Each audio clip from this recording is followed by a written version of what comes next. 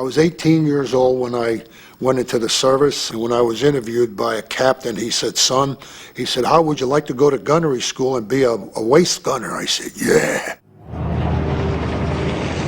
World War II created a new breed of NFL player. The face of pro football in the 1950s changed, and Chuck Bednarik became its poster boy. You know somebody's out there to get you. And boy, you're going to defend yourself. And now you just turn killer. And of course, as the game progresses and in the heat of the battle, you're getting hit. And then suddenly all you think of is, it's that kill. Kill. This is the way you go after him. You're frothing from the mouth. You say, "Get him. Get him."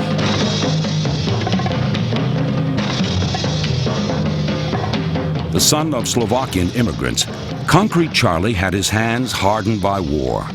Hands first forged in the shadow of his father's steel mill.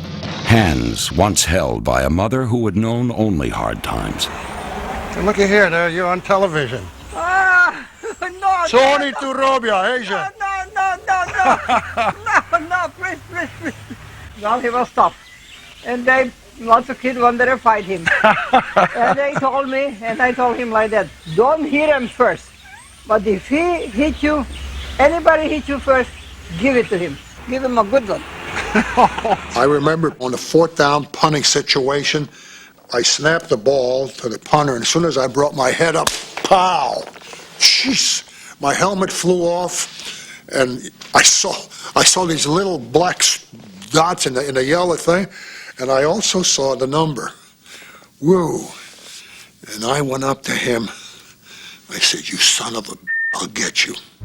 Number 65 was Chuck Noll. The feud grew over time. 4 years later, there's Chuck Noll. Lo and behold, the game's over. Here he comes. Here he comes. He said, "Are you ready, you?" And I went, whoom. I mean, I gave him a shot, and he went down. Bert Bell fined me $500, and he said, "I want you to apologize to that boy." Now, it takes a little courage to go up to somebody when something like that happened, to say you're sorry. So I remember it took, I was waiting, and then finally I went over and I said, "I want to apologize for what happened in Philadelphia." And he came up close to me and he said, "Bold." Hey, Joe, are you still using that greasy kid stuff on your hair? In 1960, Frank Gifford was the NFL's glamour boy. Late that season, he too would meet Bednarik, a man with distinctly different grooming habits. The clock is running down. It's about a minute and a half to play in the game. Gifford swings out of the backfield, comes down the field, across, down and in. They're dangerous. That's like a Volkswagen going down a one-way street, and a Mack truck is coming the opposite way.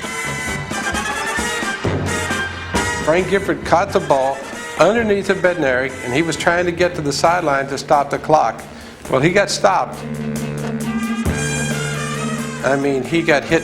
Bednarik hit him, and he just leveled Frank. I mean, Frank was level and knocked him cold, of course. And Frank missed a whole year of football the following season. That's how hard he got hit. I thought Bednarik killed him.